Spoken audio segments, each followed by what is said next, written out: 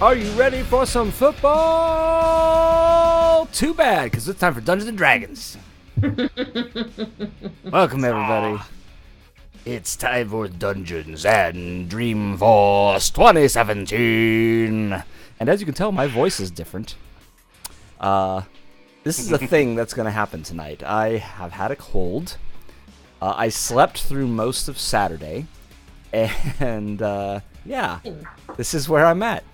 Welcome to the new voice, apparently. But joining me, as always, is a crew of miscreants, vagabonds, upstarts, and otherwise just weird people. Top left, that is the hooded visage, stepping forth as if from a mist shroud. That would be Kriv, the human wizard. Say hello to the nice people, Mr. AKA Brian Kwong. Do I have to? Actually, hang on. Are you Brian Kwong or are you Christian Bale?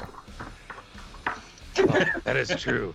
Tonight, the dark secret of Crib is released. And that is, I am Batman. Swear to me. Alright. This is one thing I can do with my voice. Below him is a fuzzy... No, I can't say that. Is a fuzzy kitty. We'll go with that. Look at that tail. That is a happy cat. And also there's Samantha. Brunhilde, aka Trailblazer, the Dwarven Ranger, with Cloudy the cat goat? Cloudy! The were-cat goat. It's a cat, except with the full moon, then it becomes a goat. It's transfiguration. Exactly. Top right.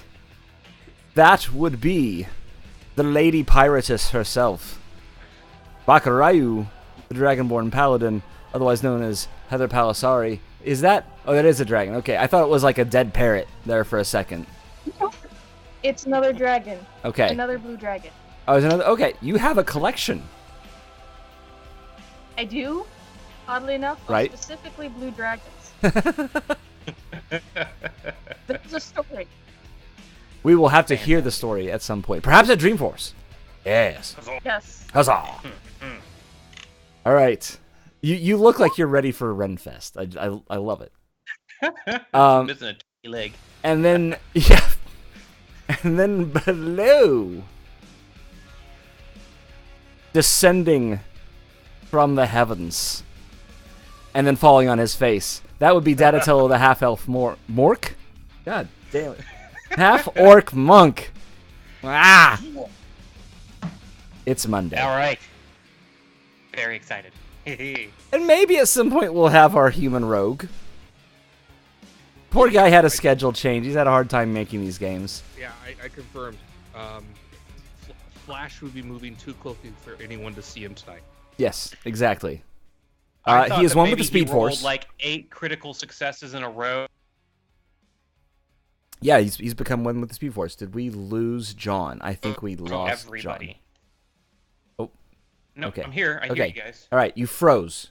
You're like, Okay. Yeah, everyone froze for me. That was scary. Yeah, everything went. That's all right. oh, I don't think my joke landed anyway, so forget about it. no, it just float. It Jokes forgot. are never It funny, forgot to man. land, so it's just flying off infinitely. Outer space.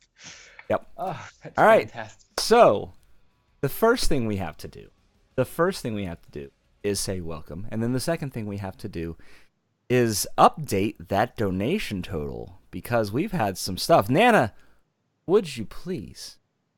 Drum roll. Drum roll. And wait for Dropbox. There we go. $2,415. Wow. Holy Thank crap, you you guys. For charity, for Extra Life, for Children's Miracle Network, thank you so much. We've had a lot of money coming in the past few days, and we're gonna take a moment. We're gonna go over that. Just take a moment to talk about. So, let's see here. Or actually, Nana, go ahead and talk us through. I mean, to talk you through what we've gotten since the last time we Yep. were on this episode, our previous episode. After our previous episode, the following day, after you spoke about him so eloquently, we got a $100 donation from Burke. Josh Josh Burke. Woo! Burke. Thank you Thank so Give me that, much. Burke. Followed by a $500 donation from Tasgray. Hey. Thank you, Send Eric in their Wu. donation. Thank you, Keep up the Taz. good work. Thank you, Yeah, Taz. keep up the good work. More jokes from Yoda and the Wizard, please. Bad no. Eric Wu must have liked the aquatic delicacy. So if I may follow up with the package for this. So the $500 is actually in concert with another anonymous donor who also donated $500. They shall not be named. What? The wish to remain anonymous, that's what we're going to do. We're going to leave it that way.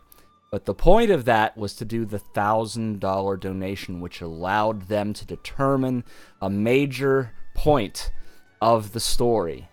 And they're going to do something nice for the players, right? So we'll get to that later. Oh. It's been nice playing with all of you. Really honored.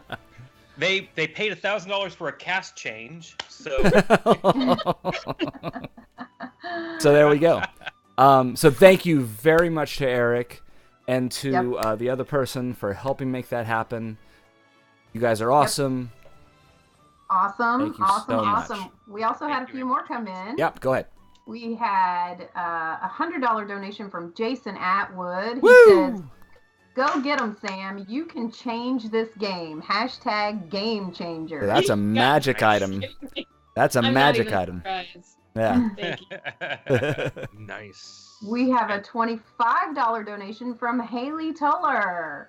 Thank you, Haley. She Thank says, you, Haley. Kittens everywhere urge their priestess Samantha on to victory. So that would be That's so a governor sassy. limits break. A governor limits break for A Sam. shout out to the new admin, certified today. Haley was certified today. Yeah. Haley. Congrats. fantastic. We have another, let's see, we've got a $100 donation from Wesley Graff. That's I wonder who that could sounds be related familiar. to. I'm sure he will be very excited, but he's probably watching a Caps game tonight, so you got to pick hockey or Dungeons and Dragons. Some people. Have to make a Are tough you call. ready for some hockey? And then our Thanks, Dad. final donation that came in tonight, as a matter of fact, it is a $125 donation from the League of Order and Decency. So this is for Brian Kwong to break the rules 5 times. Oh my god. I just All want right. to do a shout out first to Momo, Toby, Kato, Mao, AJ, and Max. I know your cats, but thank you for the donation anyways. All right. I think we have a theme for the game tonight, apparently. Every Yeah. game. All about the tabaxi. Oh man. Next All right, enough next pushing player forward around. required to be Go. the vaccine. All right. So, Nana, if you would please update the totals on the screen with their new found prizes. Thank you very much. I am working on that. We're gonna have to Takes a bit. figure out. Yeah, no. Yeah, thank you. And then Sam, we need to figure out your magic items. So I'm gonna have you first roll a d4. I'm gonna roll a d4. That's what I'm gonna do. Or no, wait, hang on. I'm doing it wrong. D100. I'm doing it wrong. Doing it live.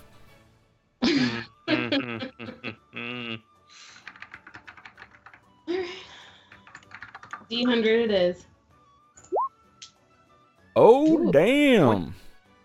Very nice. That better not be your worst or your best roll for them. That's all I'm saying. I know what it probably will be. I can say that I got all of my bad rolls out of the way on Saturday. I think I rolled 2 successes all night long after a 7-hour game, so I really am due right now. You do know probability doesn't work that way, right? No, I think I understand probability. I'm like 120% sure on that. All right. I'm looking up what this is now. Is that a joke, John? Oh my goodness. Apparently it wasn't a joke. Wow. No, it's a joke is That's not very Well- useful. holding your daughter's phone. You can tell her that you posted a picture of her on her friend's Facebook page and see how quickly she rips her phone out of your hand. Yeah, I don't think that joke would go over that well. Yeah, Oh. and I'm pretty sure that's a void of a lot of social media's terms of agreements.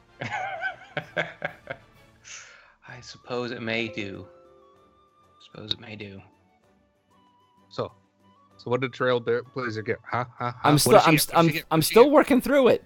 This is like I'm getting some weird stuff here. 89 move over. No, I am moving over. I'm getting weird results.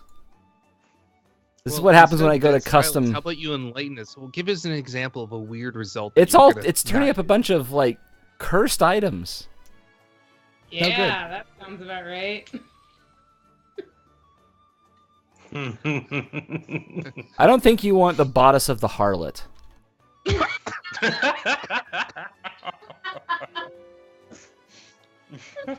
This is God. not what I thought it would be.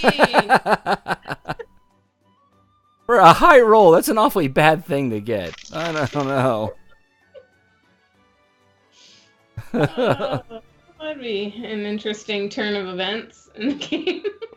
I mean, it'll go so well with your disguise Let's get of right. a cloak complete with a little face mask. Face mask. I was thinking about that, yeah.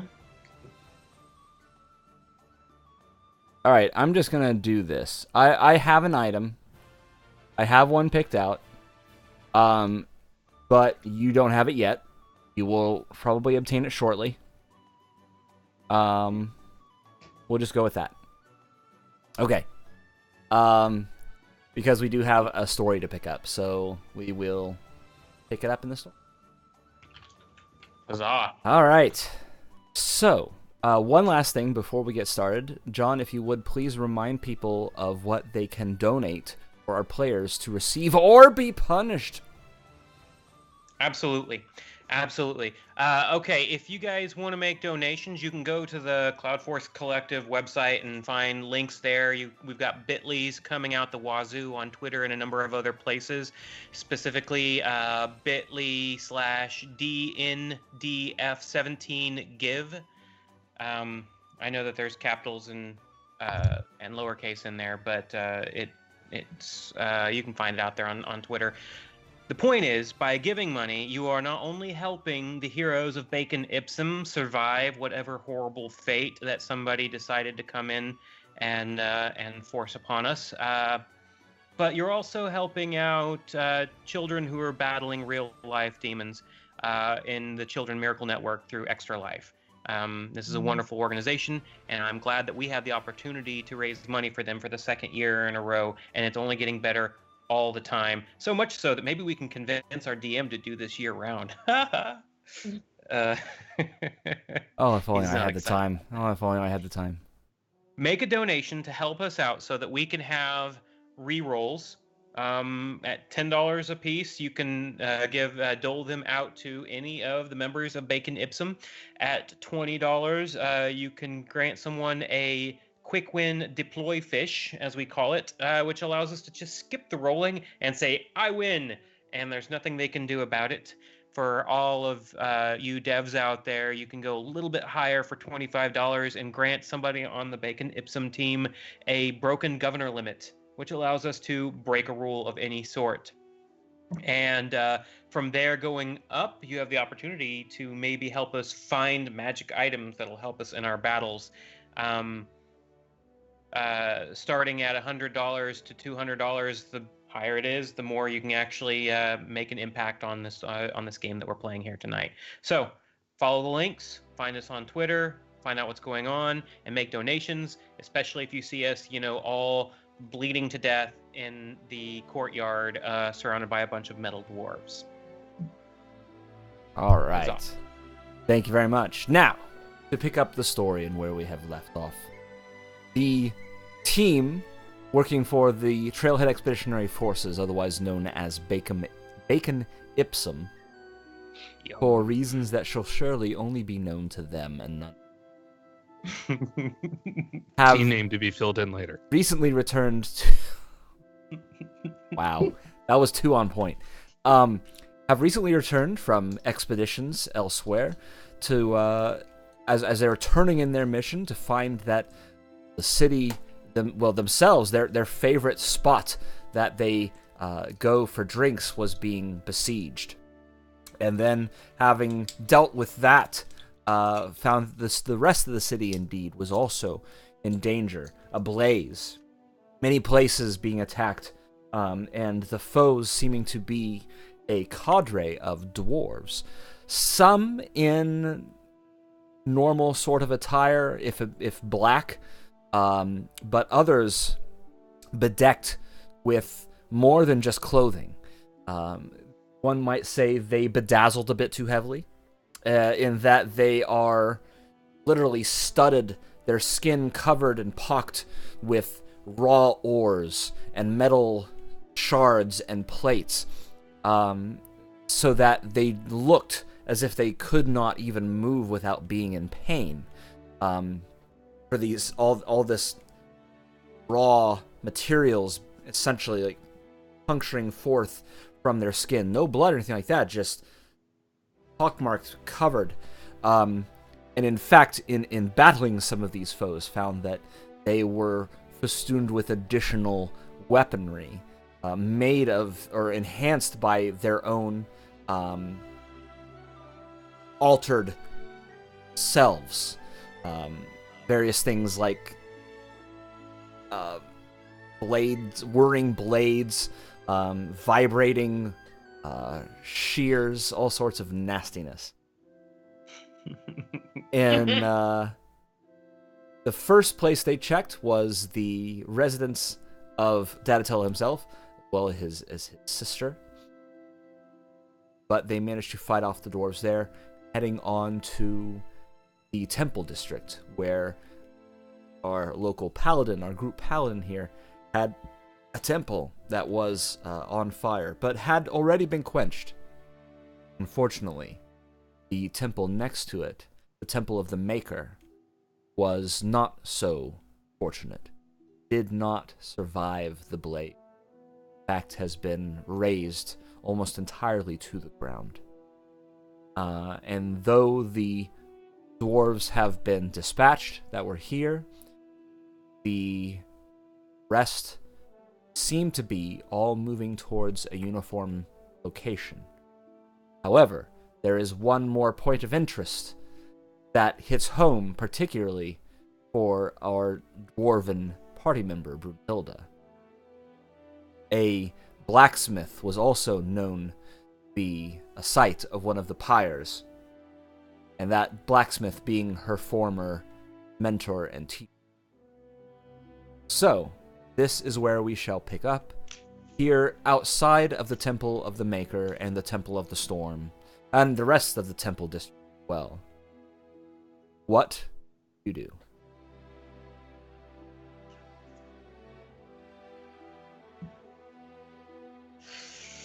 It's burning. Stuff's on fire.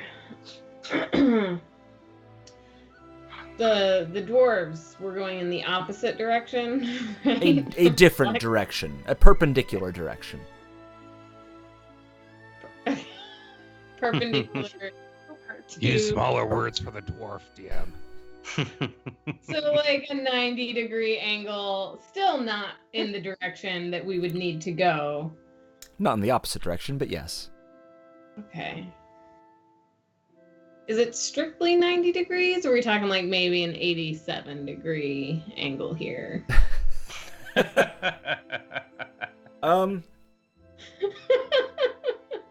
You know what? Sure. Why not? And actually, I need everybody to roll d4s. We need to do our luck checks. Get our luck points on the board.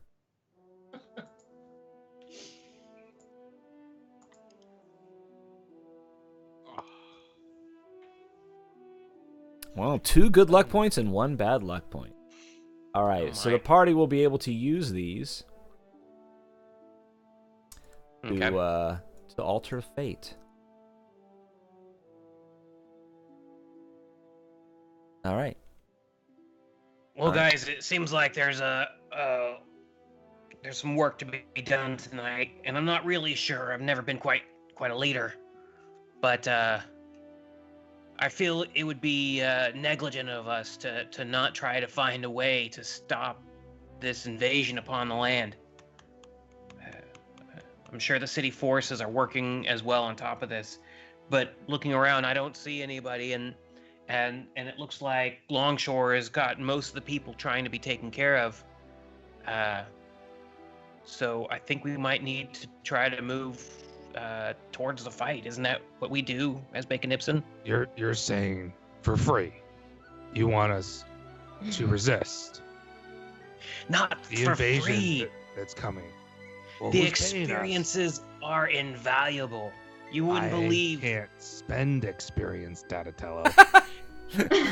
No, you can't, because it's invaluable. Sort of like infamous. Look, It's more than. resisting for free is simply futile if we're not getting paid. You are crossing too many references now. So I'm gonna pull out that like wrist brace communicator thing Yep. and tap on it. Is it working?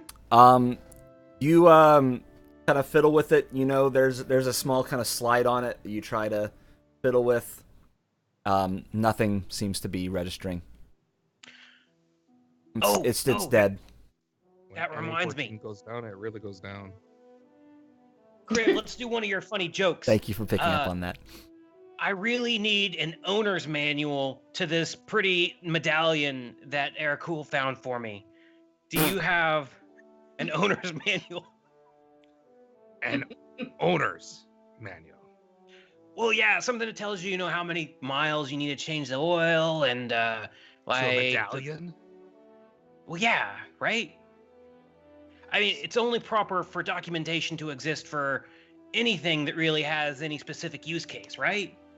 So Documentation. sighs and he kind of mutters and reaches into the cloak of Wizard DX. Wizard Wizard X. No, it's Wizard X. Wizard I promise you, Wizard it's Wizard DX. X. No, it's Wizard Wizard X. X. No, that would be stupid. Wizard X. That would be stupid if it Yeah. Wizard DX because there's already a D. Yeah, but That would be clearly stupid. has a capital D. No, not a no. capital X. No, it's Wizard X. No, that's stupid. It says right here, WIZAR, capital D, capital X. But So it's the not cloak Wizard of DX. No, DX. it's not Wizard DX. It's Wizard X. Fine. Anyways, he mutters to the cloak as he reaches into his hand, and he pulls out. Jack shit. How did Chris that holding get it, holding this in his thankfully gloved hand, going, "Who's Jack? And how do I know this is his shit?" And he just kind of throws it down. It at is. Donatello's It is. face and It's walks fake. over and wipes his hand. No, it's a toy. on It's Donatello. it's a fake. It's like made of foam. It is basically fake poo. Yeah, it's a little There's emoji. your instruction manual. Don't. No, we're not doing emoji. No. No. Should really make a movie out of those. Now. All right, that's fine. All right. So instead, I take a look at his medallion, and I use my Arcana capabilities to see, can I ascertain anything about the medallion? Yes, you can. Well, I guess you have to roll Arcana. Okay. So it's old. But it is very old. This looks like you're actually taking a look now, a real good look, and you're realizing that this may go back prior to any existing civilization that is present. This may go back to the where it's more or less prehistoric. There's not a lot of written history from this time period. So, like from the SAP times. No, that reference is elsewhere. You guys haven't encountered that reference yet. It's more like the gold mine in Act. No, No. No. Before that. no. This is more like the okay. Fine, if we're gonna carry this forward. We're digging this hole all the way down. This would be from punch card times. Punch card time. So I'm holding up the wonderful medallion, and I say, it's old, ancient. And in terms of what you get from the arcane side of things, you suspect, due to its construction, that it has something to do with its nature. Like, you can actually feel some of the magic tracing along the lines of the puzzle itself. So you suspect that it may have something to do with the actual puzzle itself. Like, if it were deconstructed or constructed, it may then may be it's what actually like a what triggers slidey it. puzzle on the face of the medallion. No, it's more like a 3D jigsaw puzzle. The entire medallion is one big 3D jigsaw The puzzle. whole piece is like okay, Okay. but So- I have no idea what the end result is supposed to look like. This, you suspect, is the end result. Oh, so it's already put together. Right. So, A weird puzzle. And so I relay these things over to Donatello, and he just kind of wanders off on his own. Alright. It doesn't really listen to all the key things that I just relayed to him to let him know Oh my exactly God. how he uses his something new like that, weapon. right? Not quite. No, okay. I'm almost there, though, right? I just gotta keep on working at it. No, it's already put together. Oh. Yeah, this is put together. Unlike you, Donatello, the medallion's already put together correctly. Oh, thank goodness. I can only get one side usually, so. Oh, the broom is Fantastic. strong. All All right. right, so if I know it's really old, is it worth rolling a history to see if I can figure out anything else based on the prehistory thing? Sure, absolutely. I have history as well. Oh, May I roll okay. on this? Anybody who's trained in history can roll this. Mildly better. Hey! Oh, Paladin for the win. How about that? Yeah. All right, so you're taking a moment and looking at this, so, and you're hearing Kriv talk to him about that it's from this ancient civilization, and that kind of perks your ears up, or your, I guess not ears, whatever. Yeah. Sensory organs, and you take a good look and you recognize the iconography. This most likely belonged to royalty of that time period, of whatever civilization was there. There's very little known about it. But the iconography itself, you do know some about the civilization. It's known as the Nameless Civilization, because none of the writing that is there or documented in any way has any information about what it was called, about what the people were like. It's mostly just a chronicle of things that occurred. And this particular icon is used when talking about things that were performed by a king or a queen. Great actions, great deeds that were performed by a king or a queen. Okay. Yeah, so I excitedly tell the group this. Yeah. Interesting. So something kingly. Just wear the dang thing and let's go. Yeah. If I'm no, I gonna will. work for free, I want to get this job done so I can do something useful with my life. Like, You do realize actually royalty has get money, paid. right, Grip? Say You know, what? Things that are usually attached to money. Just saying. Want to know more? I actually missed Well- the first half of what you said, so I have no idea what you just said.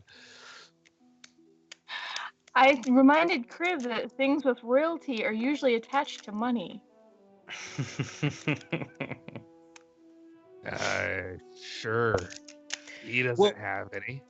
It's very clear that this just makes me more regal in all of my actions. So I will proudly wear this as King Monk Orc Dadatello. King Monk Orc Dadatello, while you were up on the roof, did you happen to see point in the direction of the blacksmith? Is it still burning? Is the city still burning over there? There were quite a few fires in that direction. Yeah, there's a lot of burning going on. Right. But should we go after the fires or the people who set the fires? Well, how about we see if any of the priestesses have extra time in their hands to maybe cause a storm rain over that area, since they did such a great job on the temples here? I'm wondering if my mentor is still there. And seeing as he's a blacksmith, he might also be able to help, assuming he isn't already turned into one of those things. Fine. Since no one's deciding to do anything, I'm Paladin, deciding to you do go that. talk to the priestess. You get a little rainstorm here, and then catch up with us. The rest of us will go check on the blacksmith, see if he's even there, and if not, then we chase after the other dwarves. Let's get this done and over with. I need money. Do you want to split up the party?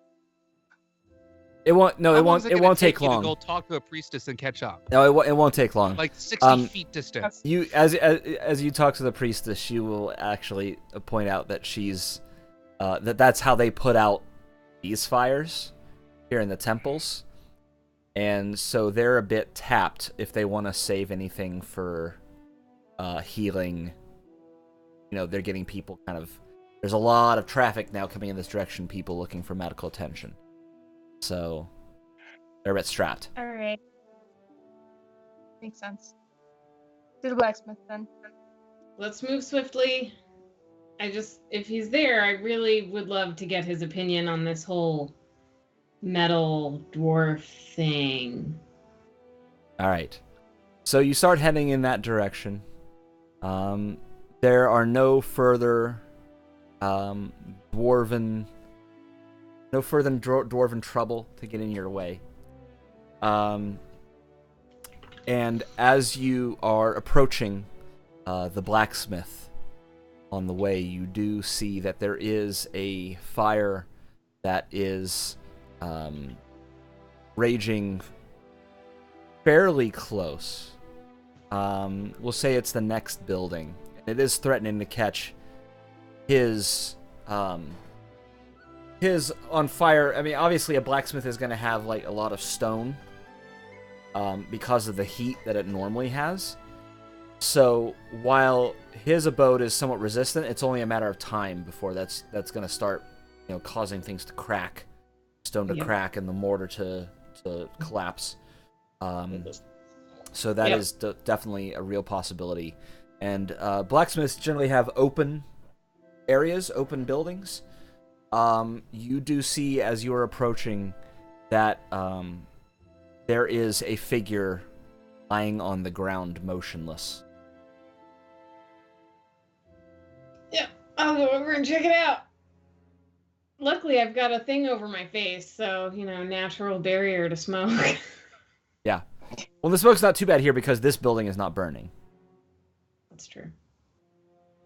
Um, I'll approach cautiously, just in case there are any needles coming out to, Right.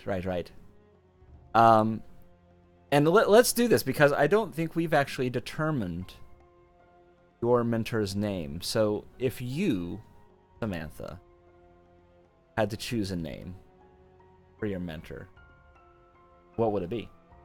I mean, other than Gimli? Because Gimli seems like the obvious choice. It's a bit too on the nose.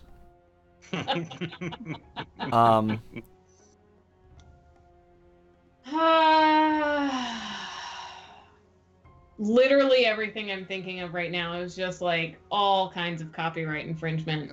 So can the dwarf, as an addition to being a blacksmith, also have some sort of title, like Maybe he's also a Jarl.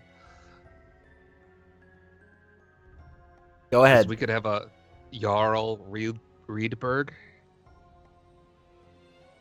No. I'm not sure if people are getting it. Oh, that's terrible.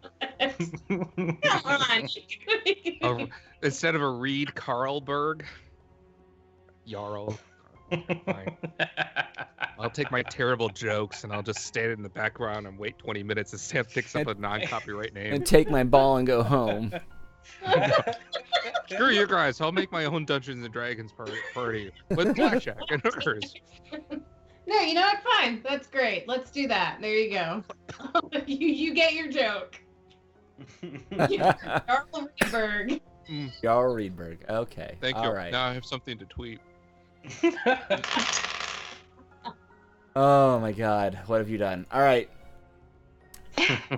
So, Jarl is on the ground.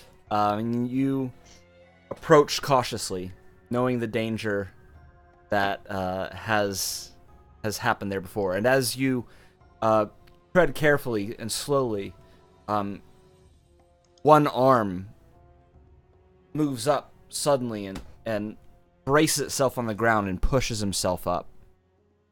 And there's a groan as he gets to his knees. And as you see the hand that was on the ground come up off to brace itself on the shelf, there is literally a stone that was a cobble in his hut, in the place where he was working. You hear this as the cobble itself is wrested from the ground, attached to his hand, and you can see it partially embedded into the palm of his hand. And it starts to, you can see before your very eyes, you can see it break apart and shift and move under the skin, like these large rocks just traveling all along the length of his arm and finding purchase in places in various areas along his frame. And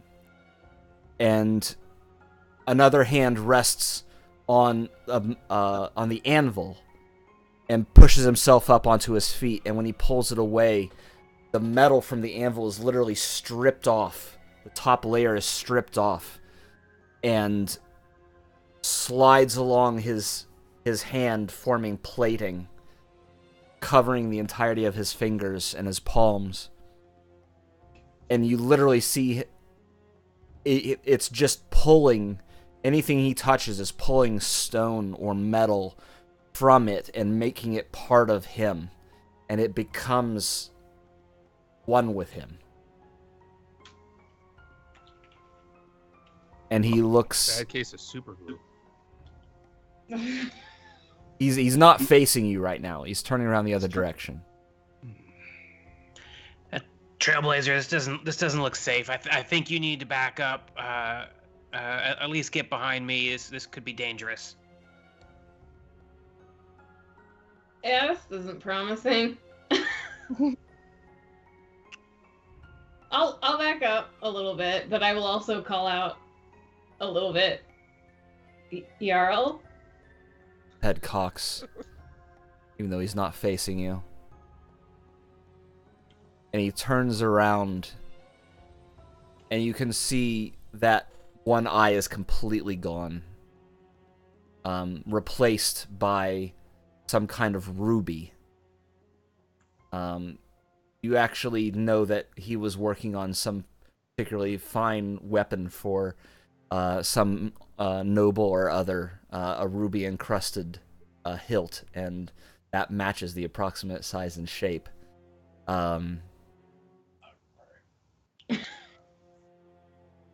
He's usually like that. And it's definitely him.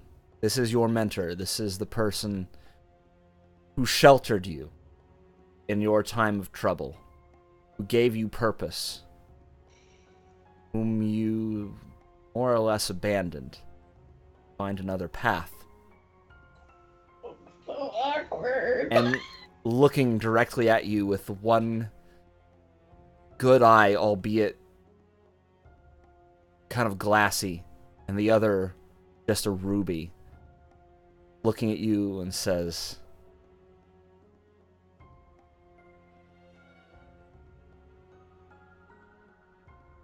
"Can fix you." Oh, that doesn't sound right. This sounds a lot like the Borg. No, that's a trademark thing, a copyright thing. There's no Borg here. No, there's no Borg. No, she said the Bork. There's no Borg here. Now, if anything, this is more like the This Dwarg. is not the droids you were looking for. This is the Dwarg. The Borg. Yes. That's us. Fix you. And the back of his blacksmithing apron rips outward suddenly, and these 4 long metallic arms extend out, each one ending in some sort of blacksmithing tool or blade that was clearly something he's been fashioning. 2 razor-sharp swords, a vice grip, and a hammer. And they're Chris all... simply sighs and says, "This is taking forever. Why is everyone standing around here waiting for this to happen? For Christ's sake, attack him!" And I just cast Firebolt immediately. All right, initiative. I mean, I didn't mean to take us directly into a boss fight. I kind of saw that like an idiot helper a boss. I'm having a Will Wheaton night. When do you not have a Will Wheaton night? I don't know. Flash has disappeared again, by the way. You have no clue where he is. Who disappeared? Flash. Flash. He's hidden really well in the shadows. I know he's going through all the downed bodies and checking for cash so he can give me money later. Good guy. All right, let me get us shifted here.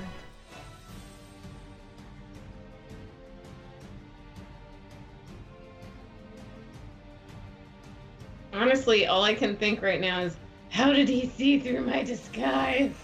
Because it was so good, wasn't it? It's almost as if he knows you really well. We may cover up your looks, but no one can cover up that smell. Dwarves just have a certain dirty old... All right. That's just mean. All right, making sure I got everybody. We were waiting for you to set up. Can you also roll for Cloudy, please? I thought Cloudy shares the initiative with her.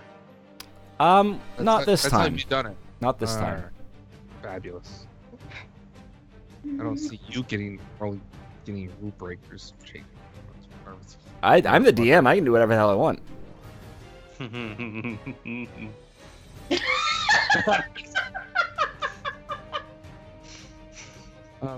And that was nice. Very nice. What's Cloudy's bonus? I think that's important to know. What's her initiative?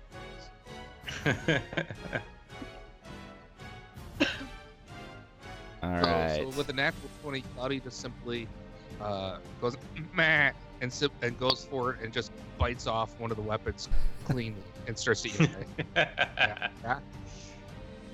All right. Kriv got a 10. Bakarayu got a 15. I had a nickel for every time I made one of my mentors go crazy. Tell ya. That's troubling. Yeah, Sam, remember not to mentor you at just matter of fact, don't even read my blog. Don't listen to the Wizardcast. Let's not take any chances here. All right. So, Cloudy's going first. What is Cloudy doing? I think biting something, preferably. So, okay, let's establish a battleground first. You are the closest. If you'd like, Cloudy can be near you. The others, however, are a fair distance away because they were not approaching as you were. Define fair. Are we talking 30 feet, 60 feet? Why don't you roll a d6? I had stepped closer to 60 feet. I had stepped closer to Brunhilde before all this really went down too far. All right. Well, we'll say you closed some of that distance. Ryu, where were you? I was kind of with Donatello, trying to get closer. Okay. All right. So, currently, I'm going to say that Brunhilde and Cloudy are about 10 feet away. So, Cloudy can go ahead and charge in. Go ahead and roll an attack roll for Cloudy, please.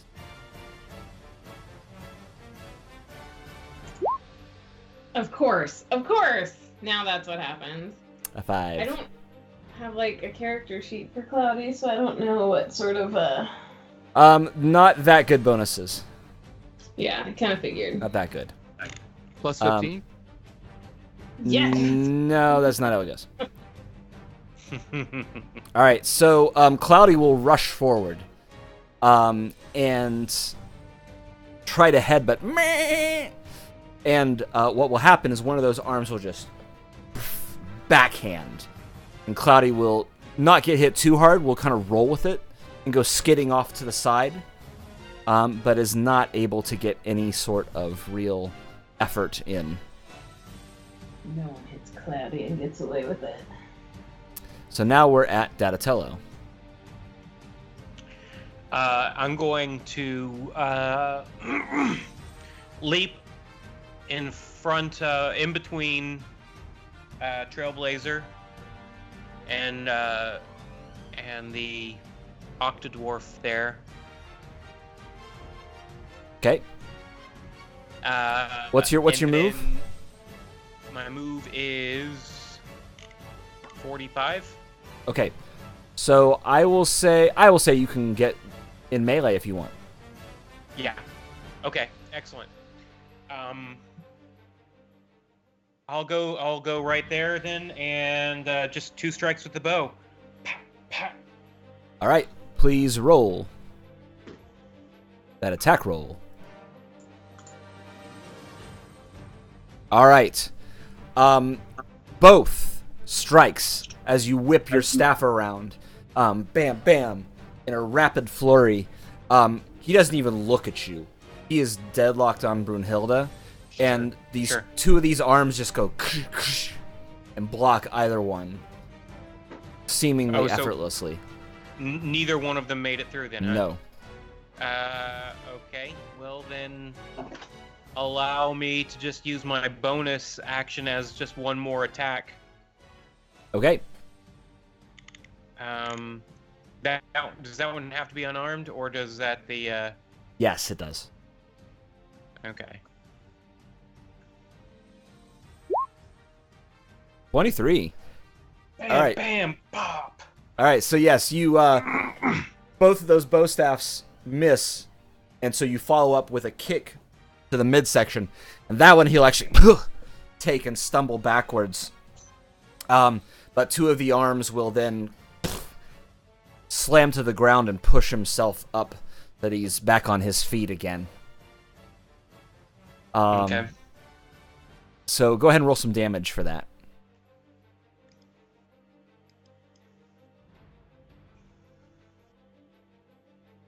All right, 5 damage. Alrighty. Doesn't look like he was all that bothered by it.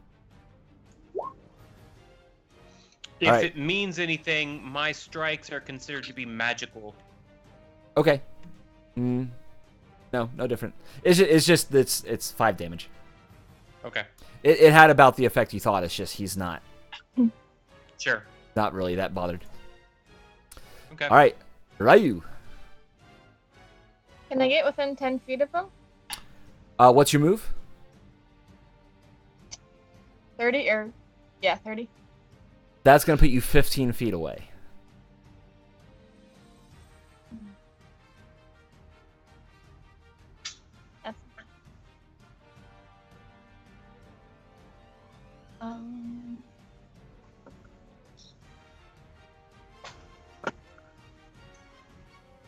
Sorry, I had this all planned out, and then I'm 5 feet short. Ow. If you'd like, you can spend one of your luck tokens to close that 5 feet. I will allow that. Go for it. Okay. You just say you happen to be 5 feet closer. Okay. All right. You can get right up in there. And then channel divinity, nature's wrath. Ooh, and what does that do? As an action, vines restrain a foe within 10 feet, strength or dex save, or be restrained. All right. Dex save, what's the DC? Do you know?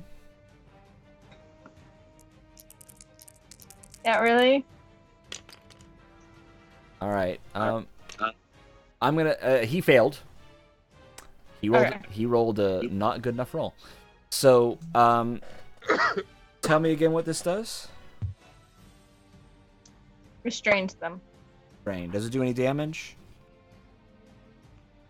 Don't think so. All right. Oh, it says strength or dexterity. It's choice. But with that roll, I don't think it's gonna matter. It's still not gonna be good enough. While restrained by the vines, the creature repeats the saving throw at the end of each of its turns. But for now, it is restrained and is covered with vines.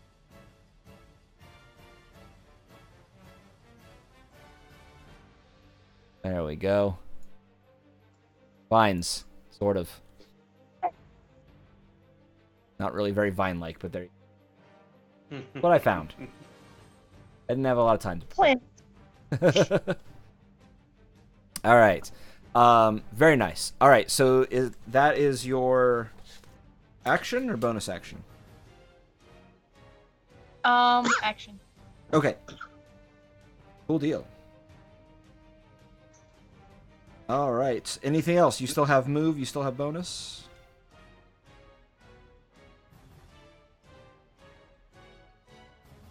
I think I'll stay where I'm at. Okay. Did you want to be Yeah, up let's- close? You could have done that from 10 feet away. I'll stay up close. Okay. Brunhilde. I will say, at the start of your turn, Brunhilde, the first thing as you can't help but notice that over on the table, right beside where he's standing, is another one of the things that he's been working on. And you can't help but notice it because it is one of the most finely crafted bows you've ever seen. A blacksmith was working on a bow? Yes. Which is unusual. It absolutely is. So, I mean, there would have to be something different about it to get that to justify that kind of oddity. Well.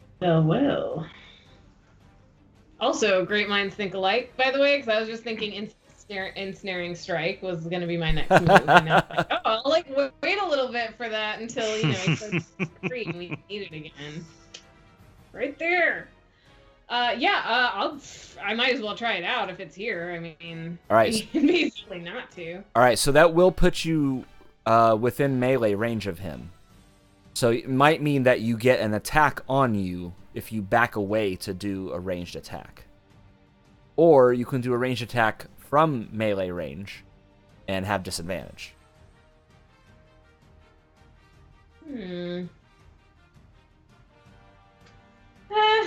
Yeah, I'll take my chances. It's all right. I gotta try it out. All right. So you. All right. Which one are you gonna do? Are you gonna back away, or are you gonna just fire point blank?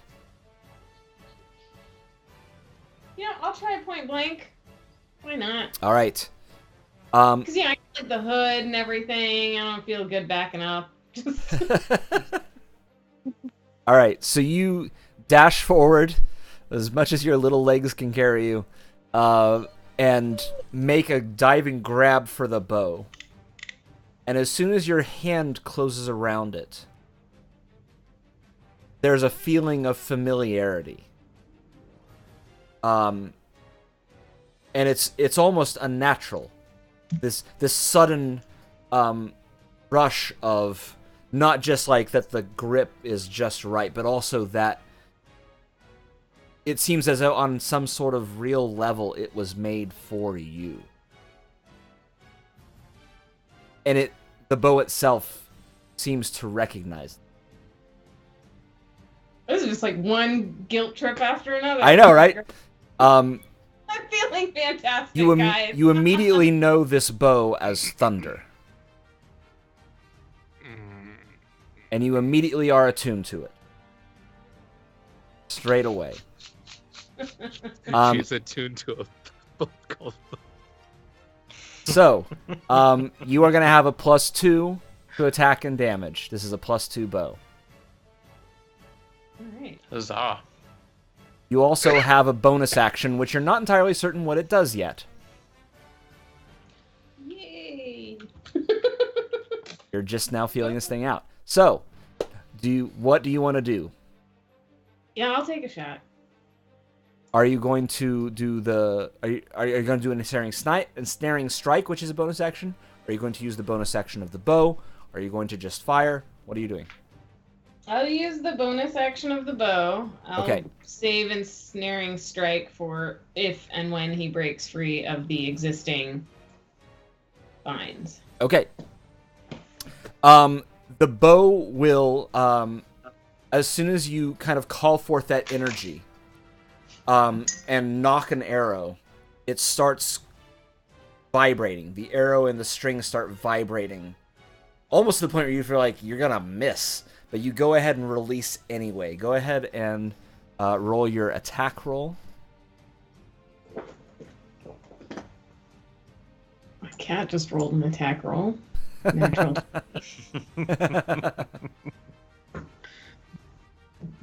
Alright. Do you have more than one attack? Yes, I do. All right. But your first one would be what the bonus action would benefit from. Okay, so unfortunately with a 16, the arrow will actually splinter across one of the arms. Will raise up and block it.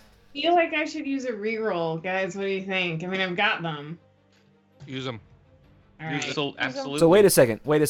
You rolled a d20. What about your bonuses?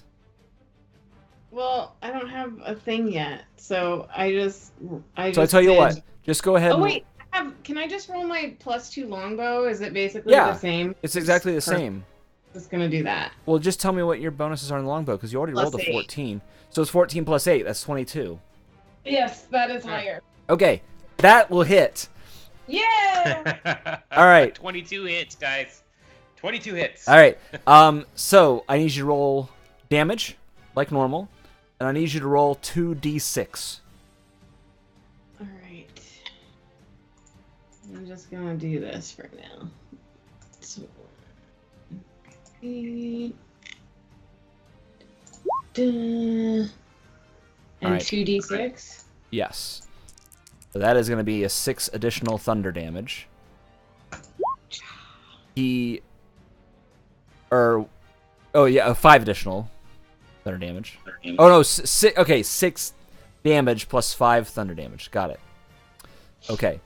And then he rolled a saving throw. He got a nat 20. So the effect does not. Gotta be kidding me. The effect doesn't carry through. But there is this boom that seems to come forth from the point of impact. And that will he will brace for it. You'll see him like all of his arms come forward to kind of actually 2 of his arms come forward to try and block, albeit too late. 2 of the additional arms will kind of brace to the ground and will actually carve furrows where he's being dragged from the point of impact. But yeah, he'll kind of cock his head at that, and for a moment he blinks, and his good eye seems to have some life in it. Nice. And he Is says, that an area of effect, or does it just affect him? Because I'm right there. I didn't know if it was that thunder wave would hit me as well. You're feeling, you got a little bit of like flashbang in your ear, but other than that, you're fine. Okay. So he actually will say your name after that. And it's in his voice. Once, not the odd monotone. But then his eye blinks again and it goes back. All right. Brunhilde. All right. After we represent. No. All right. So he's gonna go now, and then it'll be you, Kriv. You'll be up next, and then it'll be Cloudy. So think about what Cloudy's gonna do if you would. What he is going to do on his turn, because you are right there. The two arms will come sliding down. We'll say two arms sliding down at Datatello, since he's right there. So this is... What's your AC, Datatello? I think I'm up to 15 right now. All right. Yes, because I'm 14 plus 1 with my bracers. All right, both of those are going to hit. Okay. All right. Let's see.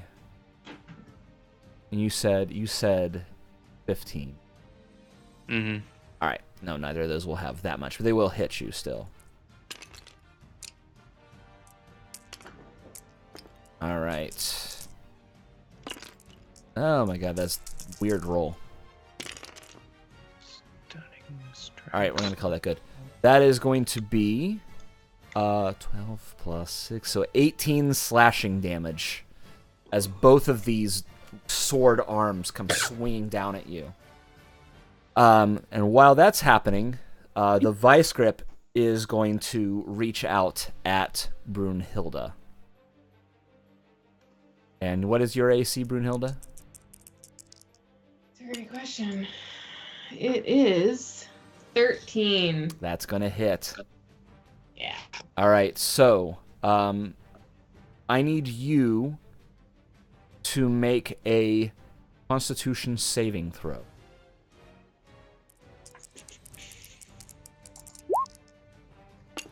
Mm-hmm. 11. Ooh. All right.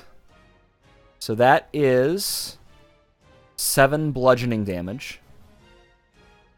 Fantastic. And you are... What happens with the vice grip is it actually grabs a part of your arm. It gets you right at the elbow. And it's almost as if it seems to know exactly where to go. And it gets right in between some nerves. You suddenly, like the pain just like shoots right up. And you actually are temporarily incapacitated. You are, for all intents and purposes, paralyzed until the end of your next turn. Cool. It's too bad it's almost Halloween. It's not New Year's, because, you might be able to convince the dwarf to have a resolution to give up his vices. All right, we're skipping Kriv's turn. Come on, no, I don't.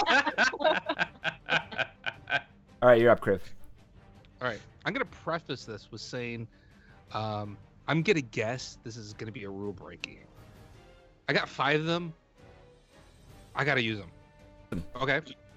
Use them or lose them. So, I see Trailblazer get hit, and I got a soft spot.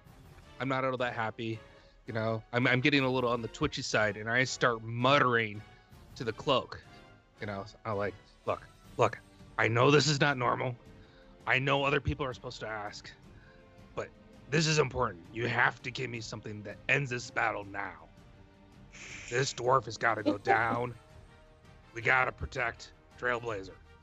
And so I'm going to reach in, and I pull out a strange-looking wand that has the words "facer," at least I think that's how it's pronounced, rotating modulation, and I'm pretty sure it's a fire wand.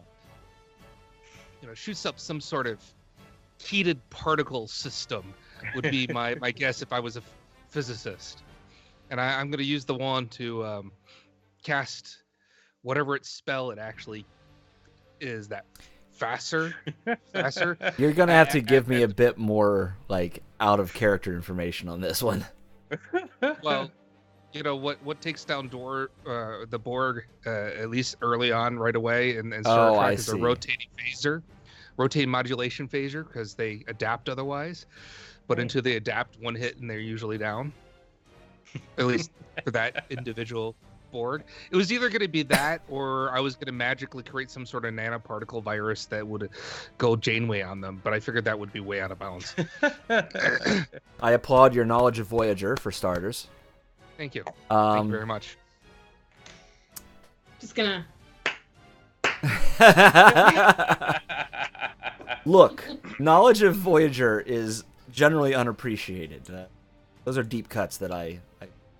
That being said, I'm not going to give you a one-hit kill, but something that is incredibly useful. All right, let's spend a rule break, please, if you would, Nana. Remove one rule breaking from Mr. Crib. 4 to go. 4 to go. And what you will get... I'm trying to decide how I want to do this. How to make this work.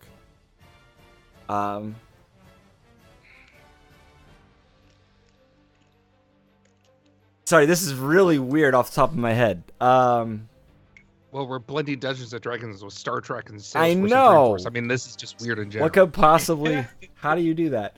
All right, we will say, we will go with, yeah, okay. I think we'll just go ahead and do something along those lines. Okay, yeah, why not? Let's make it really weird. You pull out a, it does look vaguely wand-like, about this long, but it's metallic, cylindrical. Yeah. No wood finish. No wood finish. Completely metallic. It seems like it has like kind of a grip on one side, and it's got kind of a, I don't know, kind of an arm facet on one hand. It's like 3 arms that kind of come to a point. 3 tiny little points. And you think, okay, this is as good as anything to point at it. It came from the Cloak of Wizardiac. No! I will take it away. I will take it away. I will turn this game around. Alright. So go ahead and roll. Actually, no. Let's make this a spell. And I know what spell it's going to be, which I believe is going to be a dexterity saving throw. Yes. So let me roll his dexterity saving throw, and I need you to roll 10d6, please. That's a 3. Alright. You deal, as you point this thing out, and a weird buzzing sound emits from it, along with a fine red beam, which you lose control for a moment. You're like, oh shit, and it like cuts like a cutting beam and drops off 2 of the arms. Also cuts through the wall on the far side. You can see this kind of molten stone as it's cutting through it like a very fast lightsaber. As you deal 77 damage. 77 fire damage. All at once. That's fantastic. I have a pretty disarming personality. And after you do so, this metallic rod literally just goes...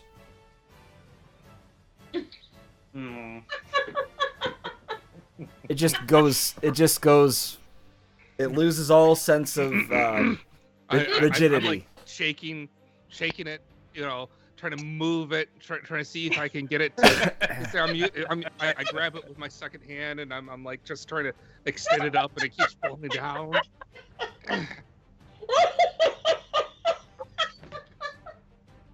I mean, and I think back at the time that, genies and lamps, and I'm giving. All right, no, we're done. We're done. Your turn's over. This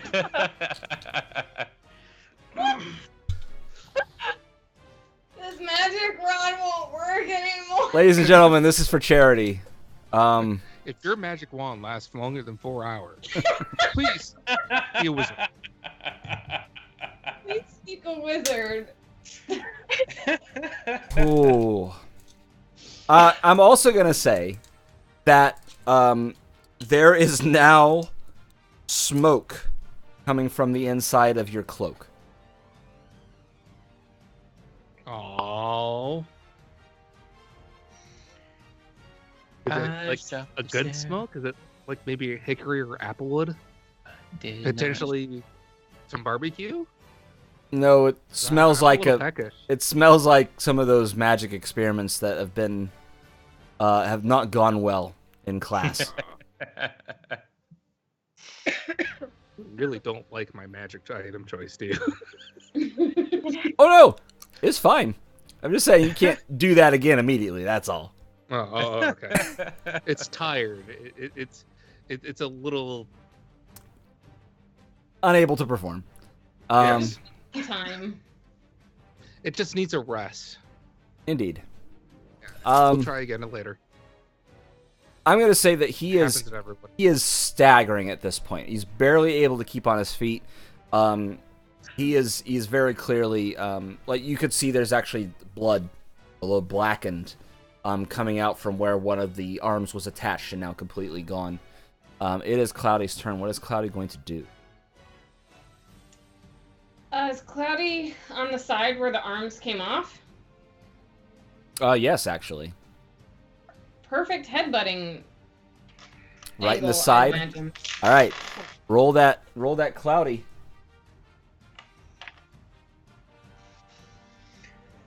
Oh, we're using a reroll. All right, re-rolling for Cloudy. All right. Come on, Cloudy, don't let me down, or you're sleeping in the barn. Woo! That is gonna hit. That's a 23. All right, please roll me 2d4 plus 3 bludgeoning damage. Take it. I'll take it. 7. Yep. That's exactly what was needed. All right. So Cloudy lets forth a cry of victory and gets him right in the side.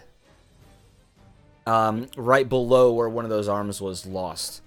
And it just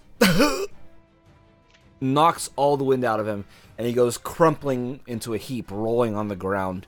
The arms twitch and fall to the ground completely motionless. I He always lays there knew Cloudy still. knows all the best tickle spots.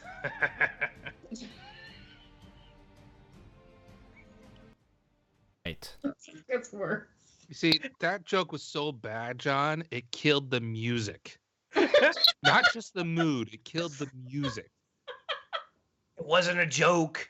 It was an understanding of how Cloudy and I have become good friends for a while because both of us don't mind sleeping in the barn. We actually we find very comfortable. This is getting just. Cloudy's just staring at you. Oh man. All right, so he is on the ground. You're out of combat. I wonder if he's himself again. Well, don't get too close, because you remember the shooting darts of whatever. Someone poke him with a stick. I have a stick. So I'm going to say that you guys can know this is coming, and if you want, you could actually intercept and stop these. Yep. Oh, all right. Then I'll check on him.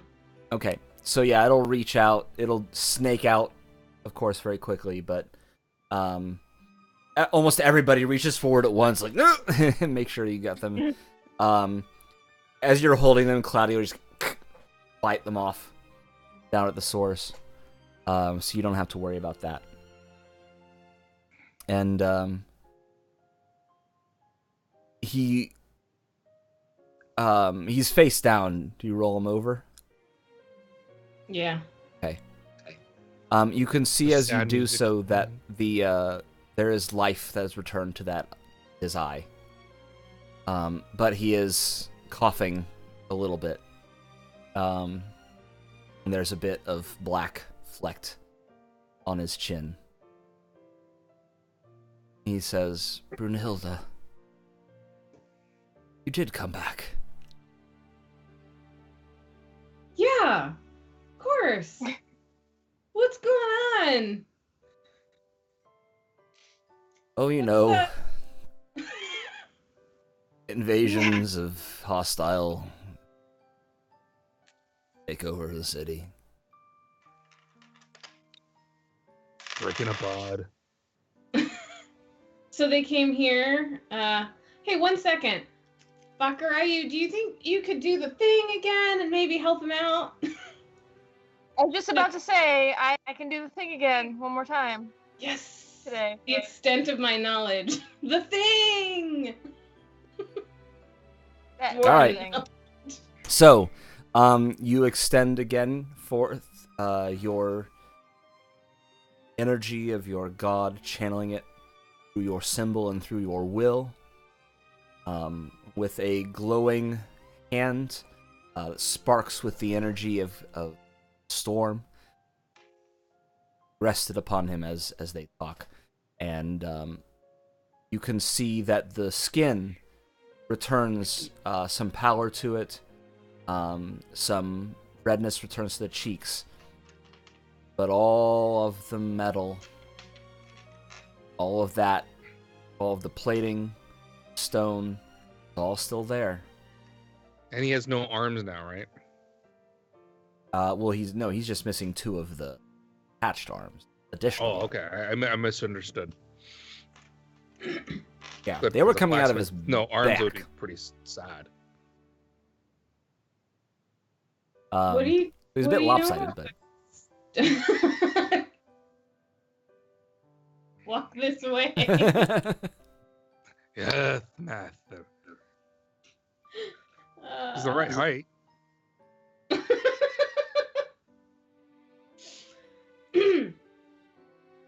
and What do suddenly he looks surprised and quite intense for a moment, and he reaches up and takes your shoulder and says, "Your father came." Oh. About? He did this.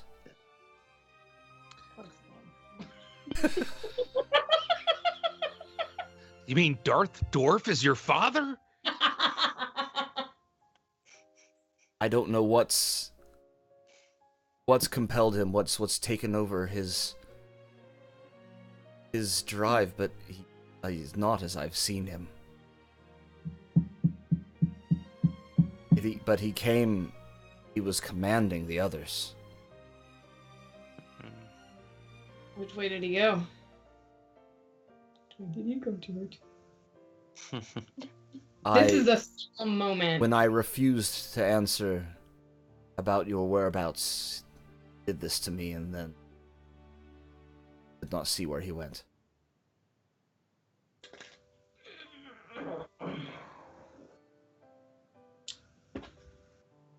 Are you gonna be okay? He did say something about a distraction. Yeah. Great. Talking to others. Did say was some kind of distraction going. Fires or something, I'm sure. That would be awfully distracting. Yeah, I'd say so far so good. Done a good job. Are you okay? Well, he is pretty beat up. And you can see, like... Like, he I may- mean, are you gonna be okay? You gonna make it, buddy? Oh, pal. I While don't... this is happening, Curve got bored, and he went over to one of the smoldering piles of fire that was nearby, reached into his robe, and pulled out some of his rations, and he's heating them up over the fire with a stick.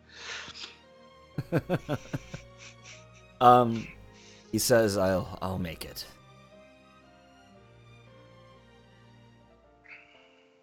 Can we get you to the temple district, maybe? There are people gathering there. I don't think I'd say no.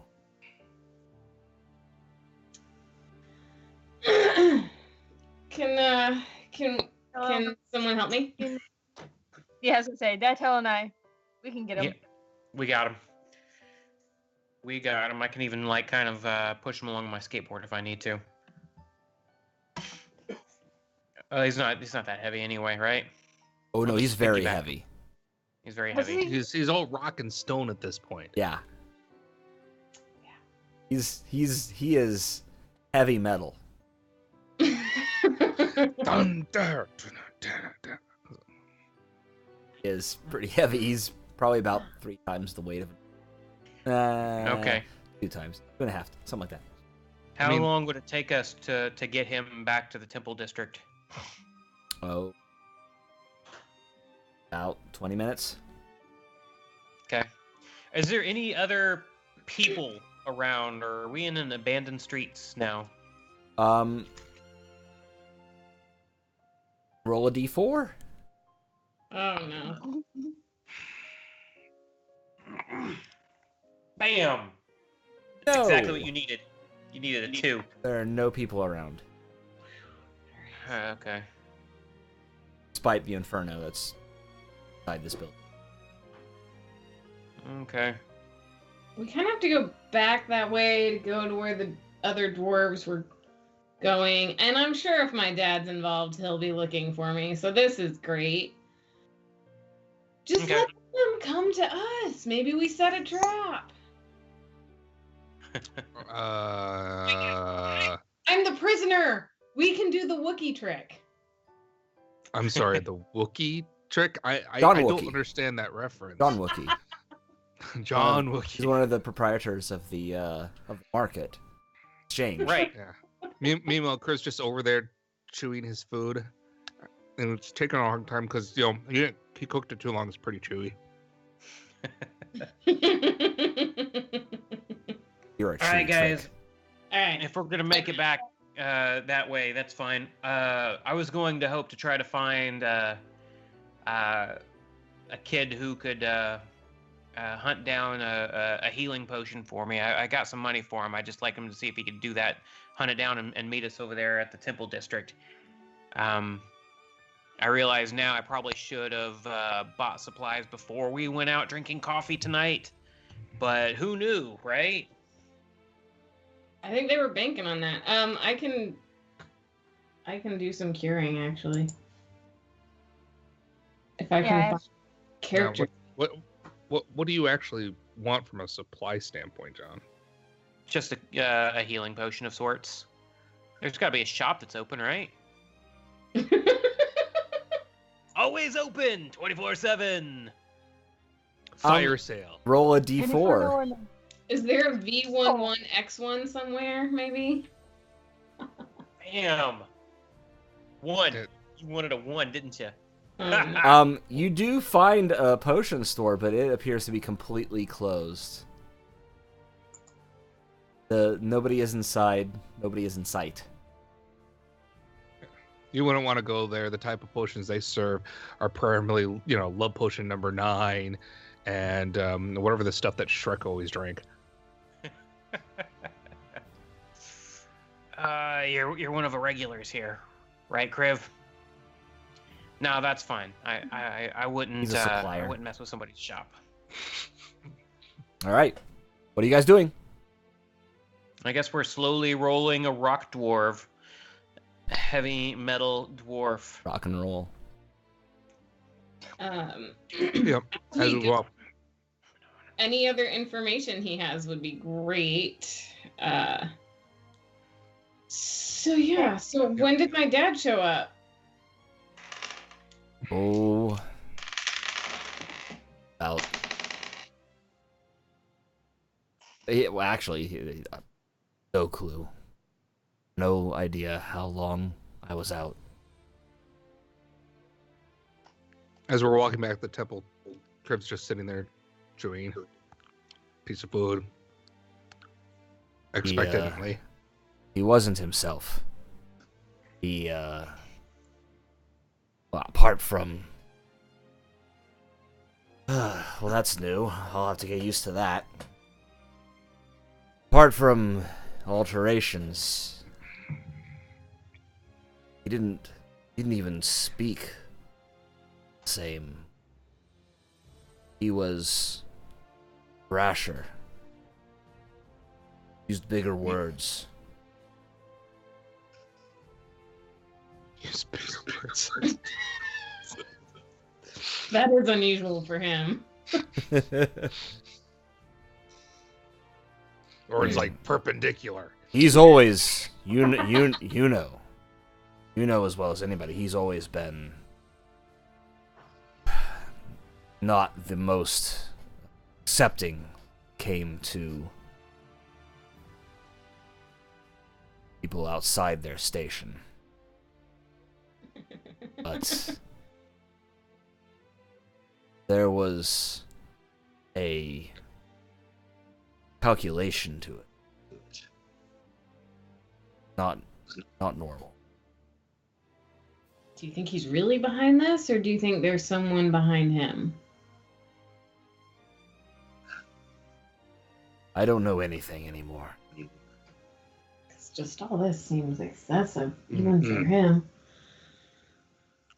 So Curve walks up to Trailblazer and says, if you really want to do that Chewy thing, the Wookiee thing, we could send word out that you're a prisoner, and then we could set up someplace, and I can cast a spell to create an illusion of you, so you aren't actually at risk. That's probably a much better idea. Definitely safer. Yeah, we don't want you at risk, and I don't know why it's named after John Wookiee, but I thought of my search of the history in my mind, and I can't come up with something, so you'll have to tell me the story. It's a great story. I'll tell you. Over coffee. When we get out of all. All right. So you find your way to the temple. You can find somebody to drop him off with. They will, of course, be quite frightened to start until you explain. He will, before they take him away, he'll pull you in one more time, Brunhilde, and say, "Careful. I'm not certain. I feel the call even now. Whatever drives this is strong. Not be so easily defeated with an arrow of a hammer." Yeah, that's unfortunate. Right. Well, luckily, we got some fantastic magic users all up in here. So Crib's held up to the wall, and he's still shaking it, hoping that come back to life. It's fantastic magic users. No, trust me, really. Frankly. Yeah. He gets really excited at one point, and just a little drip of flame comes off the arm. No.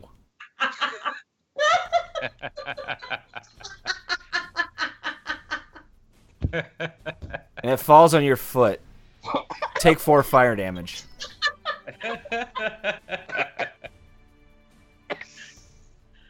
while we're here, if there's anyone who needs healing, maybe we could find some folks to. That was totally worth 4 damage. And now you have a hole in your slipper. All right. Speaking of damage, anyone? Yeah, actually, we're surrounded by clerics now, right? We're in the Temple District. Sure. I got a couple friends around here. Sure. Everybody can get healed up to full. Ooh, that was definitely worth 4 points of damage. And a whole shoe. You didn't. That wasn't from that. You didn't get that from that. I didn't get what from what. Oh, I see what you're saying. No, you don't get your 4 points back. Oh. Minions! I hear minions. Oh wow. We got a donation. What? Anna? Oh, sorry. I was on mute. I'm like, why can't anybody hear me? All right, we did get a donation. The donation is from Kawina on Nemesis. And it is for a quick win deploy fish for Bakarayu.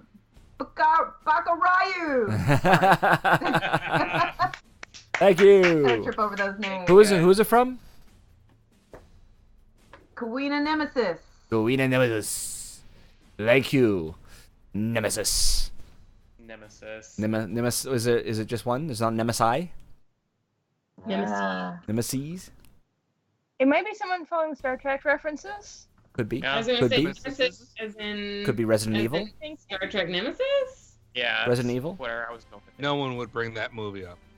Hey, Come I think on. Hey. it happened. It wasn't that bad. The But the final end- frontier. I mean, Thank you. All right. Thank you very much. Awesome. Quick win. Thank you very much, guys. Kawina Nemesis. Alrighty. So, Huzzah. huzzah. Alrighty. What are you guys doing now? I'm making a formal apology to everyone. I'm digging around hoping to still get my 4 points back. Nope. But you know, I don't like talking to priests, so I'm all twitchy when I'm talking to them, and they just kind of figure I have some weird disease and leave me alone. So, is there a lot of wounded citizenry around? A fair amount, yes. And there's A lot of clerics of the triaging. different temples walking around trying to help out where they can. Yes. Okay. Should we chase after the dwarves, or should we go John Wookie on these people? I think we should make a plan of some sort. I really do. I'll find one of the clerics, one of the ones that I know that's out there putting in good work and trying to help, and I'm gonna hand them a 50 gold piece pouch of gold. Wow. And I'm gonna tell them. I know that tonight you're probably not spending a lot of funds, but I know you're gonna need it tomorrow after this is all over with. Take this 50 and do some good with it. All right. How much gold do you currently have? I had way too much for my monk who likes to give his money away. And yet- After I give away And that, yet you don't give it to Kriv. I have needs, John. Or Donatello. I have needs. Hold on. Wait a second. In the name of Kriv, I give you this 50 gold piece. You just start stomping and swearing down the road. I am down to 185 now, DM. Okay. Alrighty. So the cleric will bow and accept the bag with grace. Thank you. Is there any service you need in exchange for your donation? No, but you mentioned how you wanted to learn how to juggle, and next time you get an opportunity, come find me, and we'll work on your lessons a little bit more. Aren't you Dave?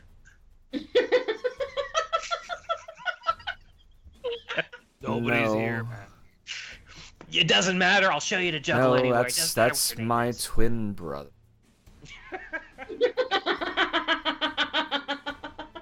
I get it. I've got 3 twins myself.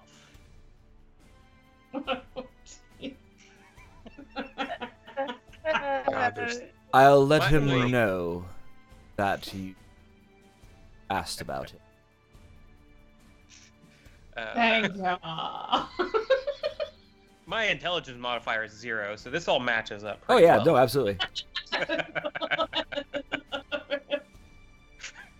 Clear as daylight. He- right now.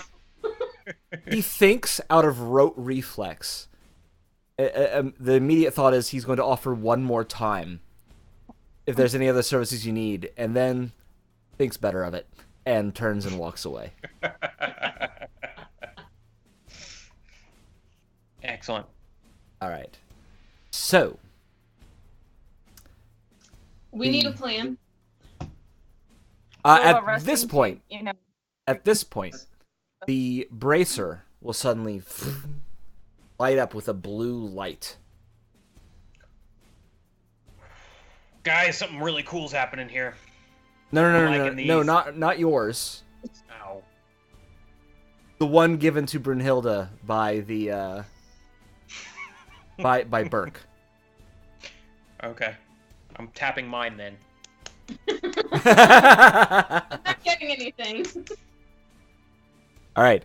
no signal. Oh, hey. We have contact? All right. So the there's a it's kind of this. It sounds like somebody's trying to talk, but it's all garbled. Like it's not quite working just yet. And so there's kind of an effort to get everything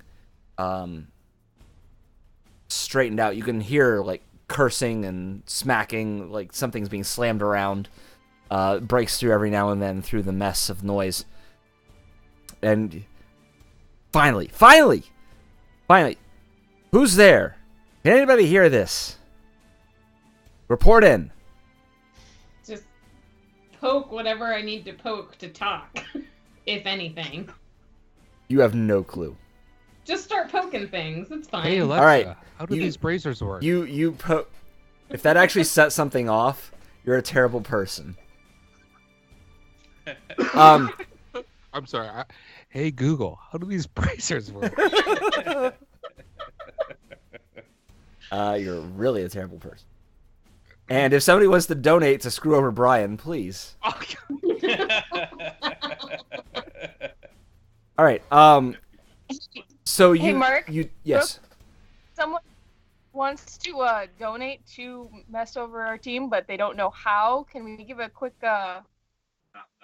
Just quick. Yes. That would They want to be mess up the team? Why don't we wait Bit- until after? bit.ly/D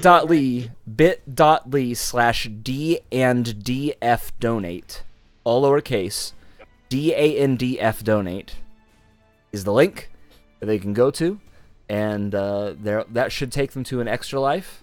There it is. Oh, it's cut off. It's cut off. Can you lower it just a little bit more? Kriv. More. And they- to the left. Other way. Left. There. Thank you. they aren't finding the options to hinder the team though. They just gotta say, They're and trying- that's fine. I will provide. Okay. I will provide an appropriate amount of hindrance. So get a donation. Thank you for the imminent donation. Yeah, and you can type in what you wish to happen in the notes of of the donation, so there will be a record of it that these guys can't avoid. All right, so you touch it and there's a slight vibration. Oh hey. The Bacon Ipsum is Who? active. Bacon Ipsum. There's Trailblazer. there's the donation. We got minions. We've got minions. We got minion We've got sign. minions. And this particular donation is again from the League of Order and Decency. And it is a $20 donation for Brian Kwong for a quick win. Meow. Meow. Meow. I think you just added that. Yeah, I may have just added that. I'm like, I wouldn't put it past them, but Thank you very much for the donation. yes, thank you very much. Thank you very, very much. Thank you. Brings up thank you. 24.35. All right. How many do I have now, Nana? We break. I need to know if I need to start. You have 3 quick wins, you have 2 rerolls, and 4 governor limits. I Where need to get to spending. do I have anything? Yes. Donatello, you have 1 quick win, 1 reroll, and 4 governor limits. What? For a Oh. win. How does he have 4 governor Wow, we limits? have a lot of root How did I get breakers. 4 governor Where did limits? that come from? Made an executive decision on the $100 from Wesley Graff. Oh, that should have been. Or $25 governor limits, right? Oh. I thought you made those into quick wins for everybody. It'll work. She made an executive decision. It's fine. I gave them to you. We'll go with it. I can change it. No, she made the decision, John. Okay. No, I trust Nana inherently. I don't know. This is a bad sign. We have 4 rule breakers. John and I at peace. Brunhilde This is gonna has get chaotic. 5. Oh, do I really? Wait, rerolls? You have 5 governor limits broken. Oh man! Oh, I'm gonna break so much stuff. So actually, no. Okay, I took the 100, Nana. I will reverse this one. I took the 100 and put it towards a magic item for it. That's how she got that bow. Yeah. Ah, That's So great. she should have 1. okay. I'll take 1 though. That's still awesome. Let me update the file. All right. Yeah. But thank you. Totals updated too. Yep, I'm Yeah. Oh yeah, updating. she's on board. They're all coming through. All right. Most excellent. Okay, so Bacon of some. yes, 40 yes. Boom. And you now realize a familiar voice saying, "This is Captain Wolverton. Who the hell are you?" Trailblazer. Bacon of some. Donatello. Crib. Baccarat. Oh. Slash. Okay, great. Is anybody else on this channel? We happen to know what's going on, but, anyway, that's fine. All right, so there will be a few other people who will pipe up. You'll hear some other people check in.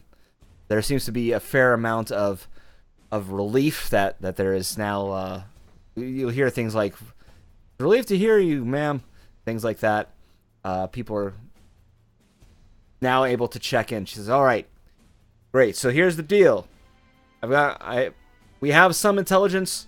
We know a certain amount of what is going on. There seems to be a concerted attack by a certain group of renegade individuals. They are attempting to burn the city down. There are a number of fires all gathered around. Sorry, I have to get this straight in my head. All gathered around the exchange. I don't know what they're hoping to do. Maybe they're hoping to take the straight path up the Market Avenue, straight up to the Apex. I don't know, but that's where the fires seem to be gathered the most. We can only surmise that is where the perpetrators are gathering the most as well. So I need every available person to get towards the exchange. All due haste." What's in No. the opposite So how direction? far is the exchange from us? The exchange is, we'll say, it's not terribly close.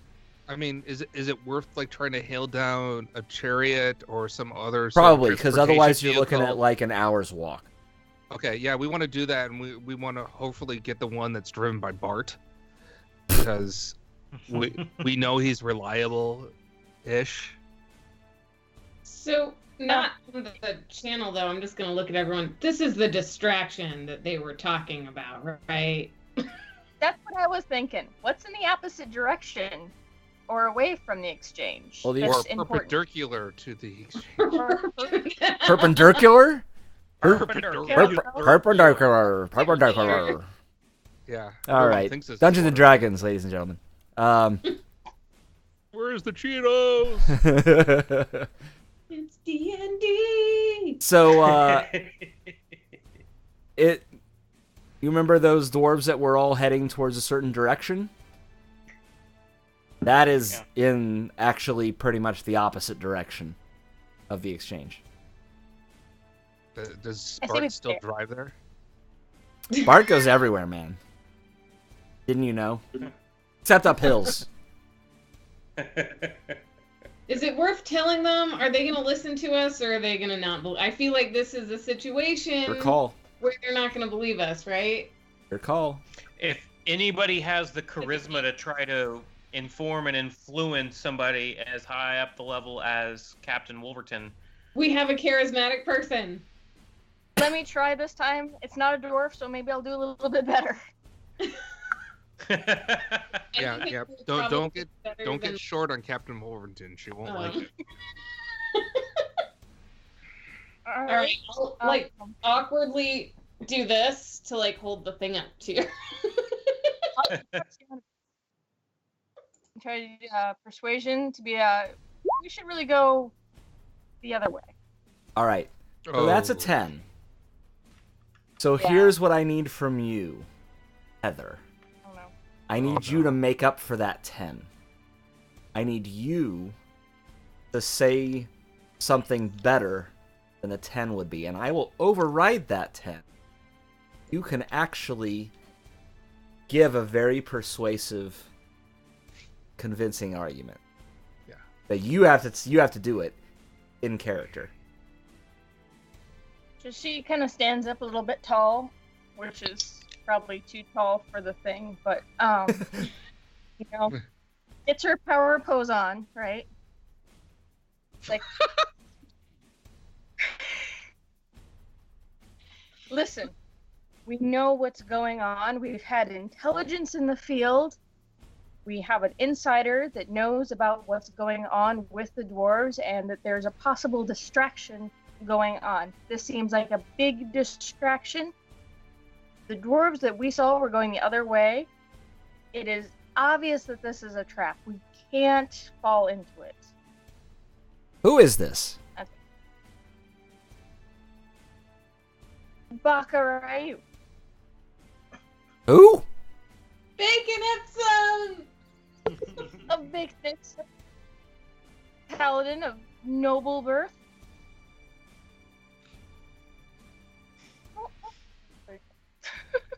Suddenly, an image of a fish shows up, and with the words, "It's a trap." No. All right. Tell her your certifications and how many badges you have.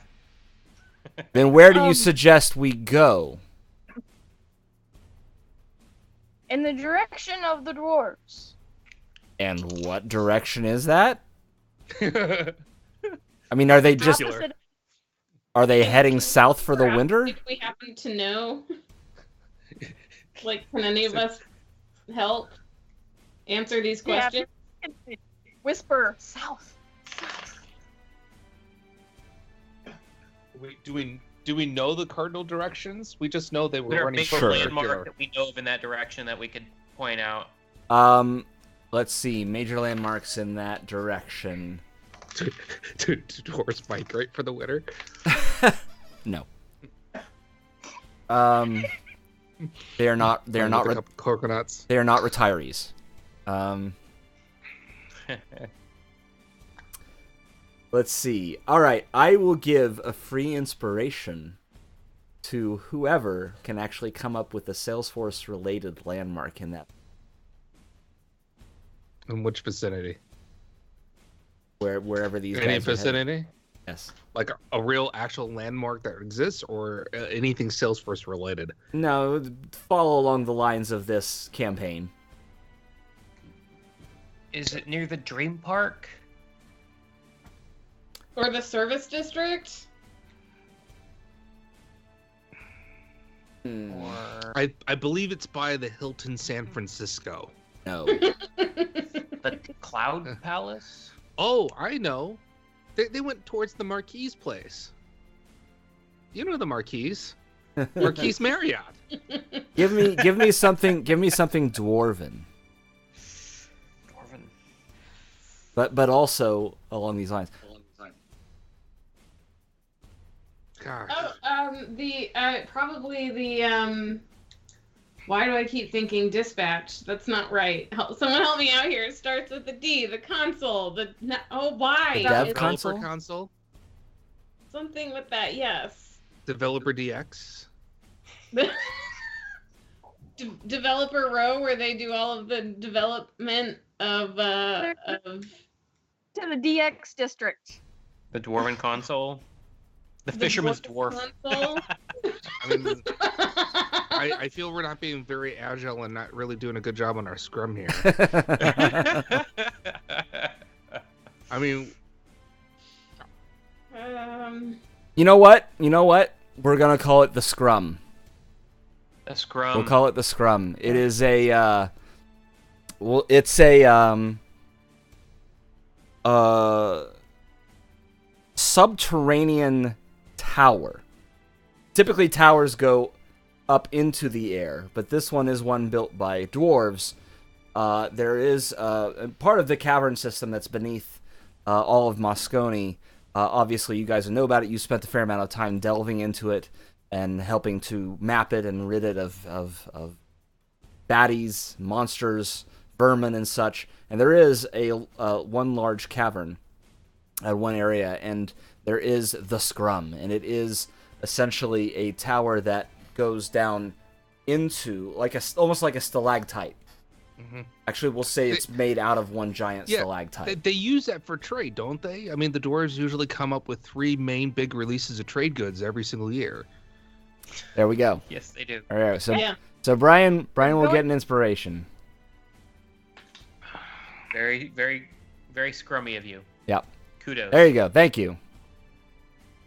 That's improv, I'm just a people. scrummy kind of wizard. I love the idea of an inverted tower. You could do so much fun stuff with that. All right. So, you recognize, yes, that this is in the direction of the scrum, and the only reason you think of it is because it is dwarven related.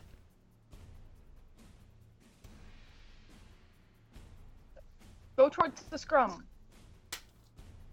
Scrum. Go to the scrum, Caroline.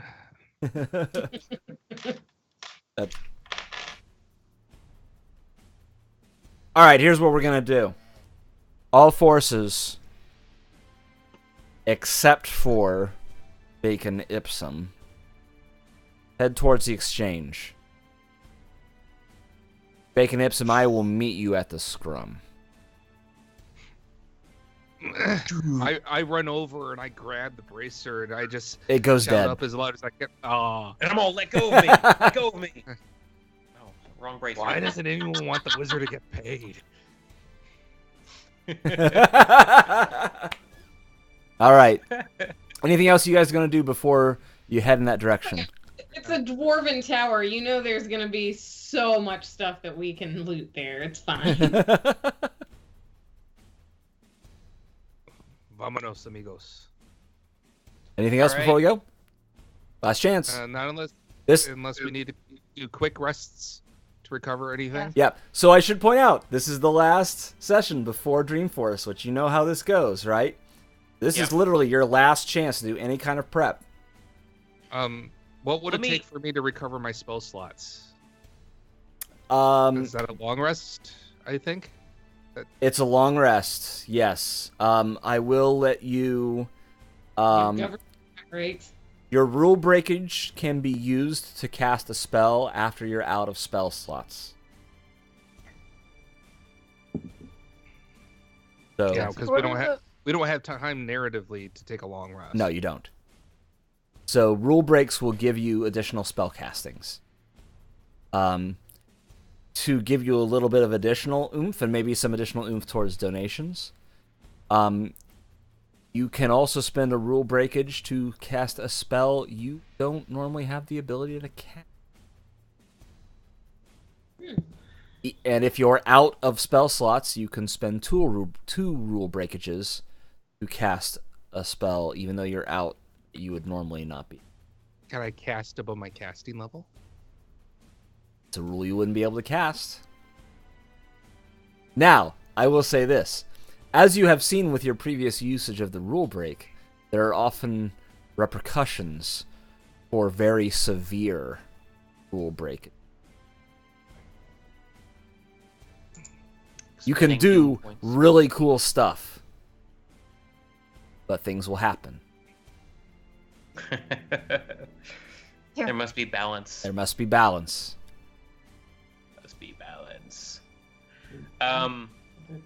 Game. All right, Right. so if there's nothing else, what we will say is that the party will head off with purpose in the direction of the scrum, ready to infiltrate that whichever they find there, and meeting Captain Wolverton on the way, or perhaps once they get there. But for now, I think we're going to have to call it. Fantastic. Hey, everybody who's listening out there, we would love for you to join us at Dreamforce. I could appreciate if you register. If you're going to Yes, be please, there, please register. Please. What is the URL they can go to register? they can go to register at bit.ly/capital D, little n, capital D, capital F, 17, capital P, RD. So it's bit.ly/DNDF17 party. Yeah, it's all those capitals that might be giving people trouble. I'm probably not using Bitly the right way I should be, but Yeah, but it Bitly is saves on ca- my it should be all Twitter. lowercase. Yeah, Bitly is Yeah, case It's easier sensitive. to read. Yeah. Regardless, anybody on the screen here has been tweeting this out. A lot of us have been writing blog posts. If all of you like the written version of this, our fantastic dwarven wordsmith has been writing up narrative for us. I've drawn up some really cool pictures and given her none of them. So if you want to see those, they'll be in a notebook that I'll be carrying around in San Francisco next week. So I don't know. Maybe I'll find a way to get them posted online. But And help you want us- to come Yeah, because you're people who've already donated. We're sending thank you codes so you can get it. We are serving lunch thanks to Aptus. Yes, Uh, you get which lunch means for a at small Dreamforce. donation, if you haven't already donated, you get a better lunch probably than what is being served at Dreamforce. And Not difficult. those of us have been there.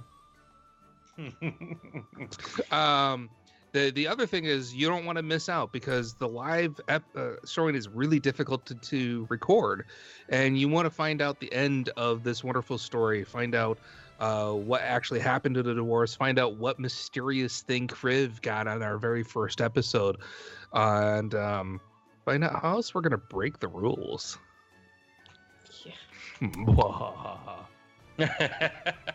And I'm going to give a little bit of added incentive here.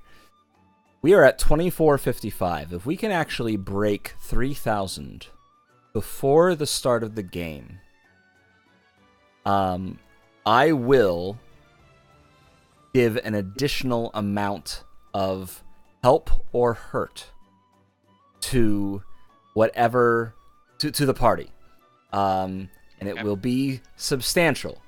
Now, the way I'm going to do this, so right now, if you're hearing this and you get this information, you want to have a part of this, when you donate in your notes, please put help or hurt. And then whoever donated, whatever help or hurt donated the most money, whatever help or hurt raised more and got us over 3,000, that will be what transpires.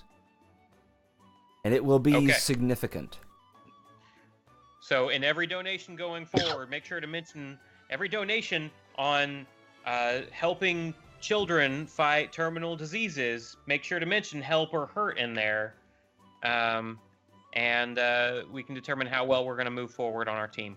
And we need to update the donation page if we're going to do that too. We should. It's a little bit like with the games done quick. Games done quick. Save the animals, kill the animals. Help the party, or hurt the party. Hey, DM, are we going to assume if someone neglects to say help or hurt that it's just a default help? No. No. Nope. It just won't count towards help or hurt. So when you go to vote, bring your ID. Doesn't matter. It's the money will speak. The market will vote. Yes. Absolutely. So, join us next week.